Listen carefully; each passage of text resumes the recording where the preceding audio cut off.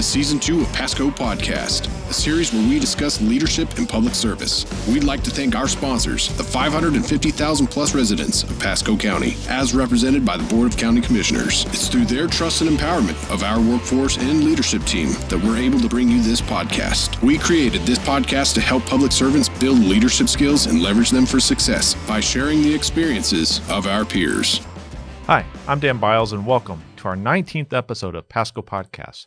Join us today from our Development Services branch is Carl Mikyska, right? Yes. All right, great. And Business Support, our MPO Director, and Business Support Manager, Matt Campbell. So welcome. Great to have you here today. We kind of have a chance to sit down and talk a little bit about leadership philosophy, kind of your perspective, how you learned, how you developed, and what you're doing going forward. So first, I just kind of want to start off with tell us a little bit about yourself and how you got to Pasco. Either way. Carl? I'll kick off. I started in a career in transportation up in Illinois, and just through various job opportunities that came along, I found my way to Florida. And while working for the Statewide Association of MPOs, I learned of the opening here and thought, rather than doing the statewide perspective, it'd be much more fun to work at the local level directly with our constituents, with our local elected officials. And so that was the attraction. And so here I am a year later. Yeah, in your position's kind of interesting to me because you work for the MPO board, which is not the board of county commissioners, and yet you're in our organization. Yes. So I mean, it's kind of a dichotomy there you have to work through. It is, but it's the same group of people. Our board of county commissioners are fully represented on the MPO board, and so I have that same audience. And realistically, for an MPO to be effective, that partnership with the county is crucial. Otherwise, we're just not going to have the products. Right. All right. Well, thanks. Matt? Thank you, Dan. Well, I've spent the last 25 years in either local municipal government or in the private sector. And the last 15 years have been spent at the city management level over in Pinellas County for various municipalities. And, the Pasco County opportunity was unique, and it was an opportunity that made itself available to me back in April of last year. And I was in a position in my life where I was looking for a change, and this was that opportunity to come in and be your first business support manager. So here I am, and it's a great opportunity, and I'm thankful to be here. Thanks. And that's a unique position, too, in the county, and not a lot of counties have that. Explain a little bit about your role and what you do.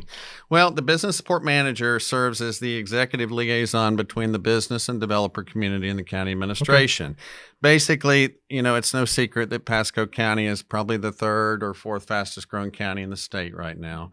And what we were finding was a number of developers were putting together projects, and from the point of thought or inception to the point of certificate of occupancy, those times were getting greater and greater. And the county, listening to the commission and the leadership, decided, let's bring on someone that maybe knows how to talk to developers, knows how to talk to politicians, knows how to work with staff, to see if we can't keep these projects moving and ultimately foster improved communication amongst everyone involved so that maybe some of these folks can get through the process a little bit quicker. Yeah, so to treat capital well, so the capital stays and is invested in Pasco County. Absolutely. Right. So, hey, appreciate you again being here today. So, kind of want to start off with tell us a little bit about your leadership philosophy, how you lead teams and that kind of a thing. Either one. Well, you want to take it away? Instead of the top-down norm, I've always promoted servant leadership. I feel as though it's very important to work with your team and bring your team up together. I feel as though the relationships that you build with your team, and as long as your team sees that you're not the person that's constantly in the limelight, you might be the person that's taking all the hits politically or taking all the negative from the community, but as long as they somewhat see you as just slightly above them, but someone that they can go to, I found that to be a good, strong philosophy as far as my leadership style, and it's proven very well in my career. Right. Okay. And I've always taken the approach, and I learned this from a job I had as a part-time in high school when I had a boss who said, I'll never ask you to do anything I wouldn't do myself. And I really like that. And I've adopted that as I've gone through my career in leading teams and people. The other thing, and very similar to what Matt was just sharing, is I like to allow team members to run with things and let them take the ownership of it, have it, and then, of course, let them also take the recognition and credit for it. Right. So I found that both those have served me very well because it engenders trust in the team. Right. And, we've been kind of going through the Covey speed of trust and how trust builds in an element of speed that you don't have in an organization that doesn't trust one another, right? Mm-hmm. Which is, in a bureaucratic organization, there are fail-safes built in there to not trust people, right? And so we're trying to eliminate and clean that up to a certain extent. So through your career, you've done different things, worked different things. When did you kind of realize that, hey, this leadership thing is something I want to do? I want to kind of be involved in leading teams and people and in accomplishing things. How'd that come about? How did you recognize that? Well, Dan, for me, that's a really good question, and it's obviously developed pretty extensively over time. But I'm the youngest of 6 in my family, but at the same token, all of my siblings are considerably older. My nearest sibling's 13 years older than I am, so I was the whoops baby, thank goodness. But from a very early age, I had that involvement of the older siblings. But when I got into my development years of being a teenager, I was a loner. So I really had to learn how to entertain myself, focus on my own growth, et cetera. I was raised in the church, et cetera. So that really developed my overall leadership skills. And then going off to college, I was able to focus and hone those skills in so that I knew when I got out of college that I wanted to transition into that role, but I knew I needed to get valuable career experience in the field of my chosen study. So I've focused on progressively responsible positions throughout my entire career, sometimes taking a little step here and there to diversify my experience. But really, once I became a city and town manager, that's when it really clicked. I was like, this is where I really enjoy being. And, that can be challenging. And sometimes the politics are such that you move on from one post to another. But that's what's really helped me develop my career choice in that arena. Yeah. I can actually pin it down to a singular event. Okay. And it was in the fall of 1994. I had just advanced from a position with the Chicago MPO working back at the Illinois DOT, and I jumped up nicely in my career. And one of my coworkers, she was having difficulties really seeming to blend into the team and become an accepted member of the team. She asked me, can we talk? And we went outside and we talked about her interactions and what was going on. It was at that moment I realized she's reaching out to me for how she's going to then interact with the team and fit in. And it was that moment that really, for me, cemented that I knew I wanted to go into leadership. Right. Yeah, that it's bigger than just an org chart, right? It's the people involved and having to work through those relationships. And I think you're kind of in that role where you're the point person with the MPO and the board. It's you, right? And as a city and town manager, you're kind of in that same role, and so it's a little different perspective sitting there. So, in terms of leadership, who's kind of been the biggest influence on your life? It could be a group of people or anyone. Kind of, how did that come about? Well, with me, I can really attest it to 2 individuals. One has been just my constant relationship with God and my personal faith and my learning how to pray over time.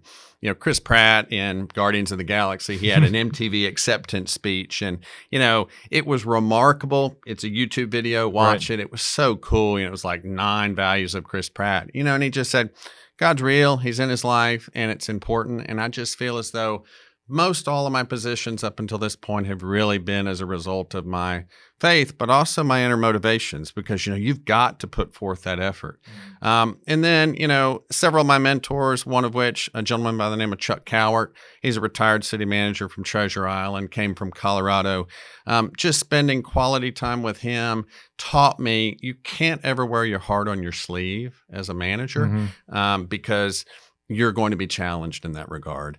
And I've focused on mentorship, and now I'm actually mentors to other leaders that are rising within the organization and my professional organization, and that's been very fruitful and rewarding. Right. Excellent. I appreciate that. I've been very fortunate. During the course of my career, I've had some phenomenal leaders that I reported directly to, or perhaps I was a few steps below them. And because of that, I've been able to take a little bit from each person and fit the pieces that work really well with my aptitude and my personality and my style. I've also noticed that at each organization, the culture of the organization or personality of that organization is a little bit different. And so a really good leader in one organization may not work out well in another organization without some changes.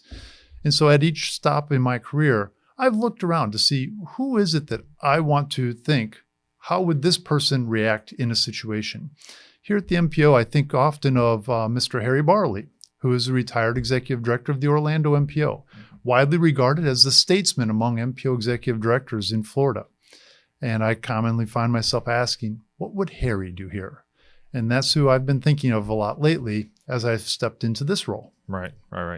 Yeah, no, excellent. And, Matt, your perspective there, we bring everything to work, right? We don't just bring a part of ourselves, we bring the whole self to work. So mind, body, spirit, everything. And that's a really big impact on what we do and who we are.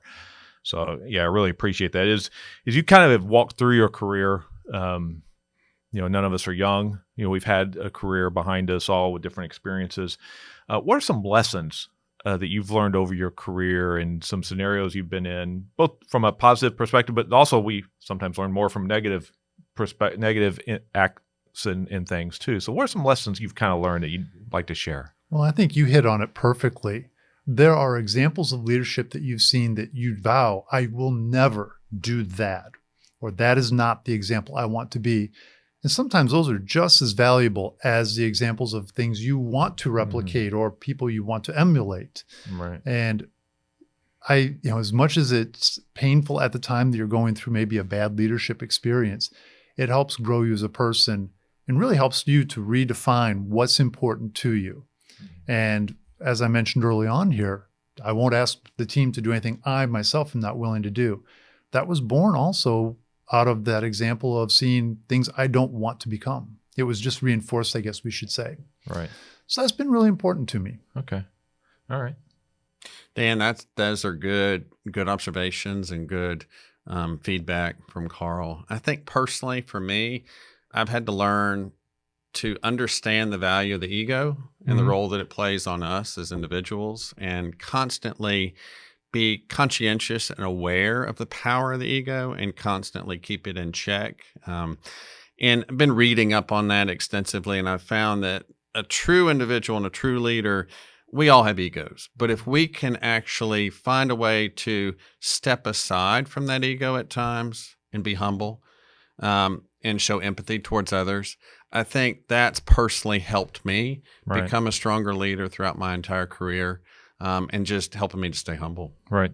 Yeah, I think when you look kind of at a list of good leadership characteristics and traits, we talk about courage, because without courage, nothing else matters, right? Without that base value of Aristotle calls it the core, the base of values, right? Without that, nothing else matters. Integrity doesn't work if you don't have courage to stand by it, right?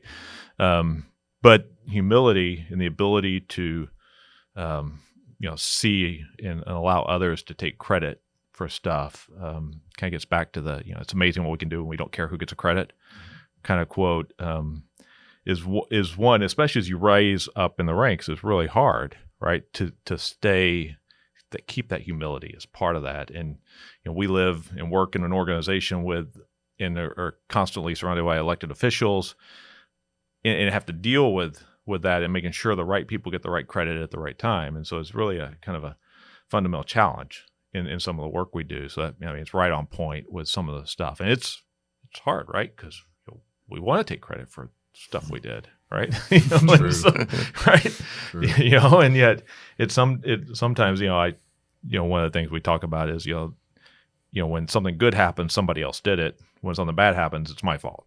Right. Absolutely. That's the way it works. Yes. As a city town manager, you live that, right? Absolutely. And that's kind of the way it works, is that when things go great, somebody else made it happen. We talk about, Moffett, Ridge Road and all that, a lot of people involved in that, and made it happen, but when things go wrong, there's only one person that gets the blame when stuff goes wrong. So no, great stuff. How do you continue to build and develop your leadership? You mentioned reading some stuff, and I think that's vital, important. But how do you continue to develop those leadership skills and hone them over time? Because none of us are where we want to be, right? We all have work to do. So how do you continue to work on those, and then and do that over time? Well, as you mentioned, there's always reading different articles or books that are out there. I also find just by talking with my peers and learning what they are doing and taking from them examples and obviously adjusting it or building it for the team I have, for myself, for Pasco County. That has been a really great source, and it's relatively easy and low tech. And I've just felt like that has really been a blessing to me, that I've had others out there who are willing to share. And so I'm very fortunate for that. Okay.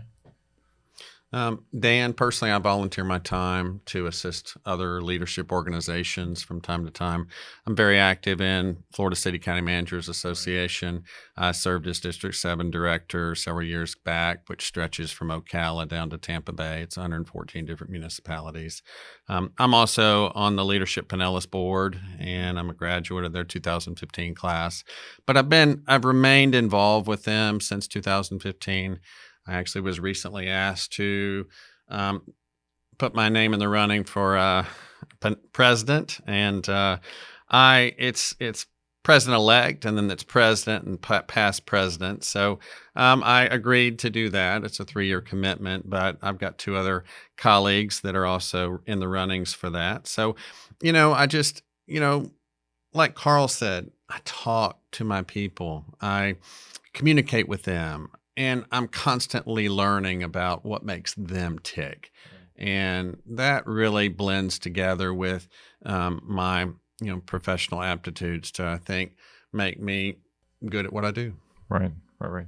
So how is your working through with your teams, working through the day-to-day grind, how do you identify and raise leaders and build leaders in your teams? In my case, one of the things I've always noticed is there are people who like to grab things and run with them. Let them, outline, this is what we're trying to accomplish. Here are the areas we can't go. Right. And then how you get from point A to point B, you decide that. Run with that. And let them show you that they're ready to take that on. And they might bring together other members of the team to accomplish a task. And I love seeing that happen. It just kind of happens organically, but yet here's somebody who's stepping into that role. And I want to encourage that, because some people are comfortable with it, some are not. And I don't want to force it on someone who's not comfortable. I want it to just be where that's your comfort zone, have at it. And people learn a lot from that. You're always there as a resource to help them if they have questions or if things, stumble along the way. But if somebody wants to grab something and take ownership of it, I want them to do that. I want you to be able to grow under me. And ultimately what happens is, that person prepares themselves. They may leave for another opportunity because you've built up their resume and their skill set. What a great compliment that they were able to move on to another organization or to a higher level position that you helped build them to.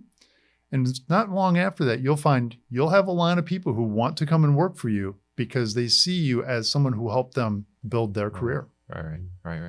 Very good. Dan, I observe, I communicate with the folks on my team. And obviously, working in a small municipality is a lot different than working in a much larger municipality like the county where we have 3,000 employees. So it's very difficult to get out and reach out and touch someone, especially when you have 3,000 people. And, right now in development services and BCS, 150 members. So it's really hard to get out and talk to that, that plumbing inspector, et cetera. So what I often do is I'll talk to their managers and try to figure out who they are, not only at work, but who they are outside of work. Try to figure out what makes them tick. And then I will ask them about their subordinate staff and say, hey, tell me about your team. And if I have an opportunity, I'll say, hey, let's go for a ride. Show me something. And I just get to know the folks on my team. Several of my managers over the years that I've taken pointers from used to say it's called management by walking around. And in reality, it's getting up, walking the plant, walking around the office, going to the outer branches if you can. And that's how I've gotten to where I am, basically. Right. Yeah, management by walking about is it's kind of hard to do when we have a lot of people working remote, right? Walk down to the development services suite and they're working remote and there's nobody there, and because everybody's working remote, and it's kind of hard to manage by walking about in a remote environment. But we have teams that have been very successful working remote. That they pros and then the cons with that. And so, in your example of inspectors, we got a little bit going on from a development perspective in Pasco County. Those guys are going, from dawn to dusk, basically. It's kind of hard to grab them and sit them down because of our customer demands on that. You run a unique organization in Pasco because you're kind of one of the few that has a separate board that you work for. You and tourism kind of have two separate boards that kind of you work for underneath the board. How does that impact how you lead the team and work with the team?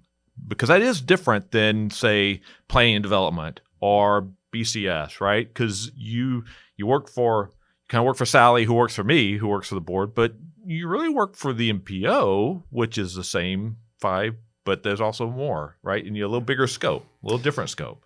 Yes. So one of the things that I've shared with the team is, while we do ultimately, as you identified, work for the MPO board, we are, because we're hosted under the county, I've explained it that we are a guest in the house of Pasco County, and it is our obligation to be a good guest. Let's make sure that we're cooperating with others, because there may be processes that the county has that maybe don't align perfectly with the MPO, but they are important to the county so that we're all unified in our approach. And we want to be part of that team. And so that's how I've explained it. And it seems to resonate well with the team. They grasp that concept and, yep, got it, off we go.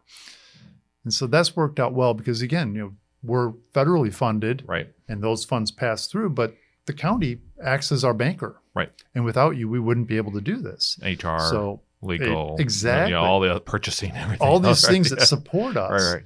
And so it's really important that we remember, we may be housed here, but we need to be good guests. And I can't emphasize that enough. And that is true really of a lot of organizations that maybe are in that niche of being just a little different. And that is the nature of the MPO world. Right. Almost every MPO is somehow kind of a box off to the side on an org chart. Yeah, and you have one of the things that I like about when I was doing engineering or running capital projects is I could see immediate results. Right, you budget, you design it, you build it, you see the immediate impact to the community, whether it's a community center or a different type of water treatment plant, wastewater, whatever. Right, but y'all's projects, you start it today to have an impact, in 5 years, 10 years, 20 years down the road sometimes. How do you maintain that? So the big one is you have to grab those little victories when they come along. We adopt a new long-range plan every 5 years. Let's celebrate the adoption of that. When we're doing that, let's look for something that's maybe unique or different that really sets it apart, but something that our citizens, our elected officials can see and find value in. One of the things upon coming here, I wanted to look at how we prioritize projects because that's actually in a shorter term. We're going to get to results with that. And that was something that I celebrated that when we accomplished the board approval of that process. As we go forward, I can see us easily looking at how we're going to tackle maybe some sidewalk projects from a safety aspect near schools and that type of nature, that type of setting. And the great thing there is when you get those done and you hand it off to the next stage, you're making the quality of life for Pasco better. Right. And you have to celebrate every one of those. Yeah. So otherwise, you'll lose that energy. Yeah. So celebrate the small wins. Yes. While you're waiting on the big stuff. Because, you have projects that literally are 10, 20-year projects because of the time it takes, the funding required, the studies that have to go through and everything, right? Yes. The scope of some of them, I'll be driving on them when I'm a retiree. Right.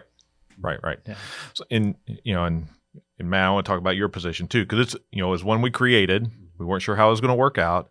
And you kind of you came in and effectively you were this position, but you didn't have any positional authority. It was all, had to be relational authority. So how'd you manage to make that as a new person into the county? How'd you manage to work that so that it ended up, frankly, very successful at this point? That's a great question, Dan. And I think when I looked at even the position description for this, to me, it's really something I've done for the last probably 15, 20 years. And it was all based upon relationships and that whole just ability to just go out and talk to people. And in this particular case, yes, new person, new guy on the block. There's a lot of folks within, say, the county organization that have been doing the same thing over and over. And here's this new guy coming in. In the beginning, I don't want to say I stepped on some toes. I might have tapped some toes, but I was always trying to be polite and respectful at the same time. But in the business community, I just basically took some of the more problematic projects and talked to the folks that I needed to. And I didn't make any promises. I've told people all along, I have a favorite saying, I don't fix parking tickets. Right. And for the most part, some people think, oh, well, gosh, this guy, business support manager, he can come in and basically redirect the sea, so people can walk through the middle. It's not exactly that. I explain people, you still have to go through the process.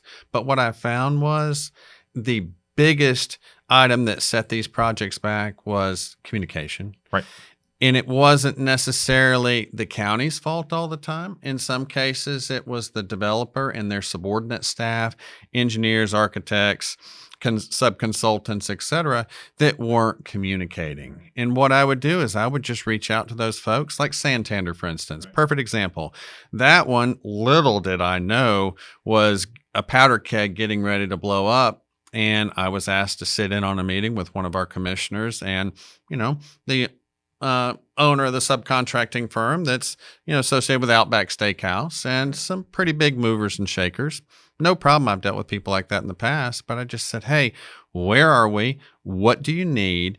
And laid out a game plan of how to get there. Now we have Santander open for business. I liken it to a construction project. Your citizenry is going to just wear out the path between you and their home to complain about that roadway project that's under construction. They're having to wash their cars every single day.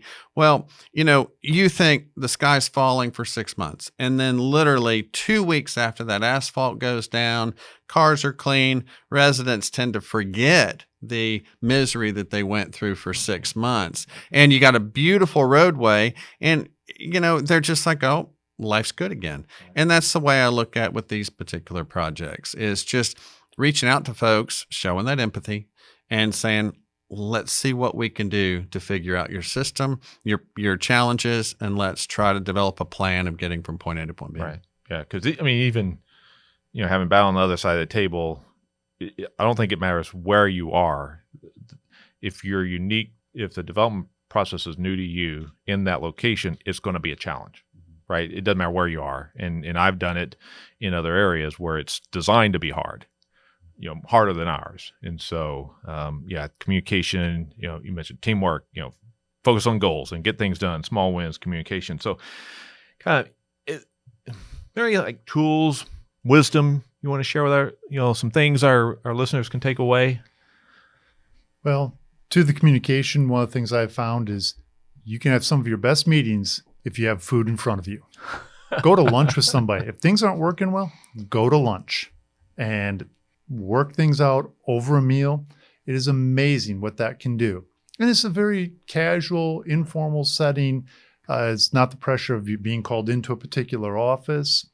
I've found that to work everywhere I've worked. Yeah, get outside the formal setting and go and have a casual lunch. Yes, nice. Absolutely. Yeah. Dan, for me, it's unique because I think there's a perception from the general public that people in government work 8 to 4 and, when that bell rings, it's a mass exodus. Well, in the last 15 years of my career, I think I've worked more. Mm-hmm. And I've noticed that if you're good at what you do, you're more valuable to the organization. And unfortunately, you might end up working through lunch, which a number of us directors and managers do on a regular basis. And sometimes we are there after 5 o'clock, and there's sometimes we're there before 8 o'clock. It's not uncommon. And I think what I always say to people is try to achieve a balance in your everyday life. You've got to focus on finding something that helps you be as good as you can be. Because I always want to interview people, I always ask them that question. And very often I have not hired someone because they didn't have a balance in their life. They might have been all about their job, all about their career, and maybe not about their family or not about their recreational pursuits. And in what we do, I liken it to when you're in an airplane with your kids and those oxygen masks pop out. What's your first instinct? Oh, I'm going to put this on my kid first. Well, no, you got to put the mask on yourself, because if you pass out, your kids are not going to know what to do.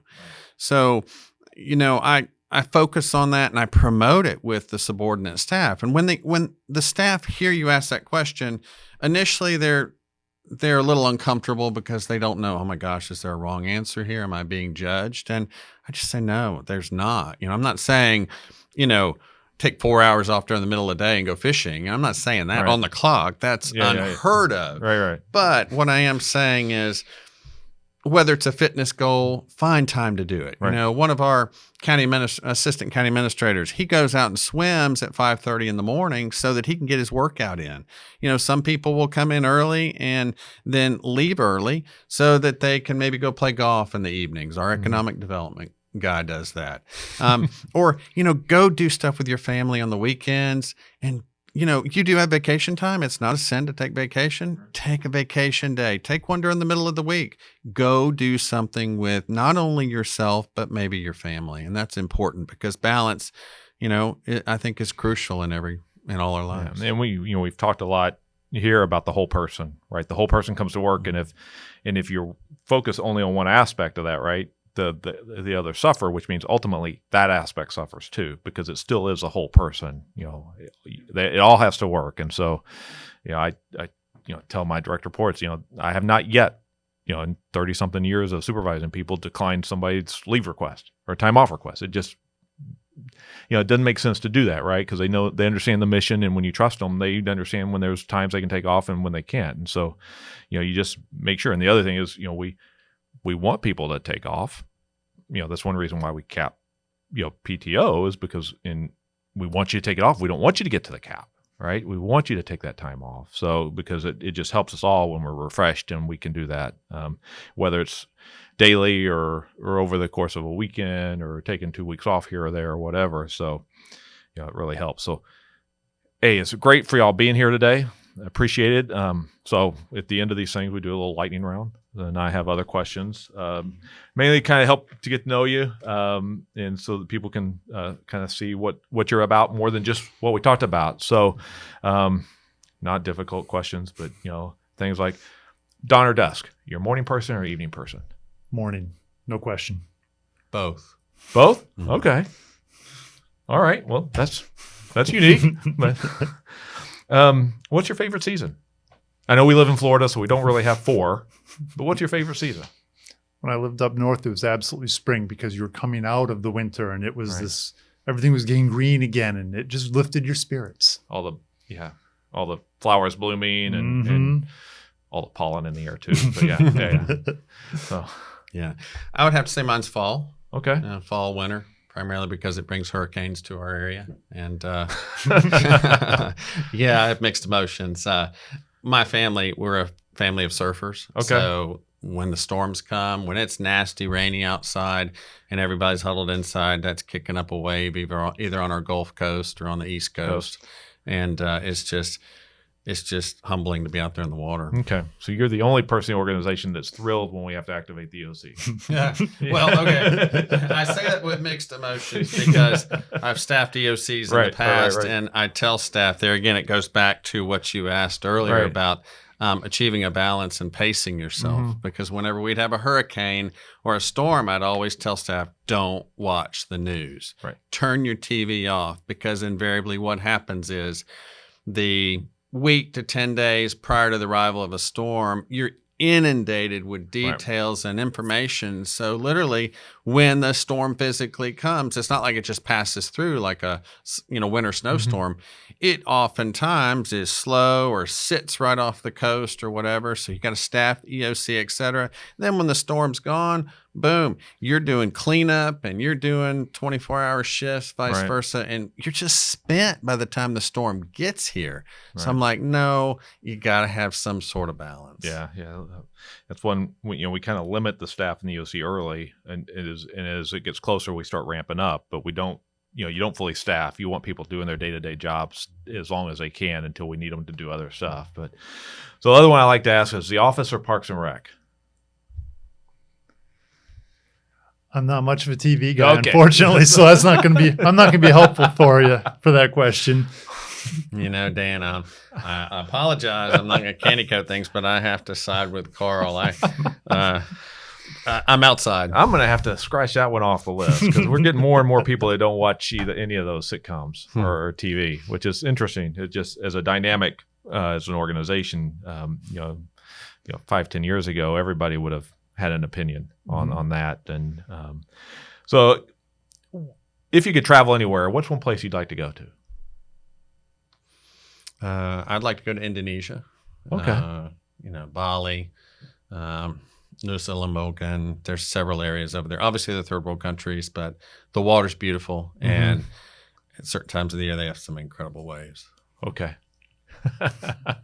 Figured there was a wave connection in there somewhere. So, Carl? For me, the next place I want to go to is Hawaii. Okay. I've made it to 49 of our 50 states, and that is the last one on the bucket Okay. list.